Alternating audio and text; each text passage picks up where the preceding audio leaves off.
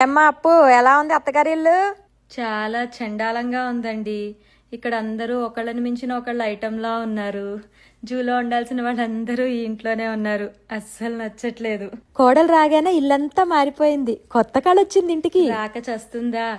మా నాన్న కాళ్ళు పట్టుకుని అదే కాలర్ పట్టుకుని బలవంతంగా గిఫ్ట్స్ కోసం అని లక్షలకు లక్షలు దొబ్బారు కదా అన్ని. కోడలి పిల్ల, ఇప్పటి నుంచి నేనే నీకు అమ్మని. చీ, మా అమ్మ మీలా గయ్యాలది కాదు అత్తయ్య. పైగా నేనంటే చాలా ఇష్టం. మీరేమో నన్ను అన్నిట్లో పోటీలా అనుకుంటారు. మిమ్మల్ని అమ్మ అని ఎలా అనుకుంటా చెప్పండి?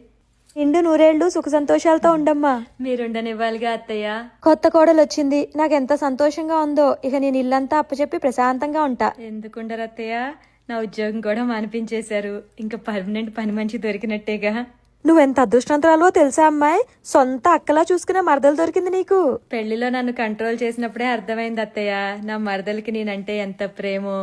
అదే ప్రేమతో నేను కూడా తనకి ఎంత తొందరగా కుదిరితే అంత తొందరగా సంబంధం చూసి ఇంట్లోంచి అదే అత్తారింటికి పంపించేస్తా. సంవత్సరం తిరిగేలో 12 బిడ్డను మా చేతిలో పెట్టాలి. ఈ మాట ఇంకా ఎవరు అనలేదేంటా అనుకుంటున్నా అనేసారు. అంటే నాకు కొంచెం సిగ్గెక్కువ. ఇంతమంది ఉన్నప్పుడు అంటే కష్టం. మీరు వెళ్ళి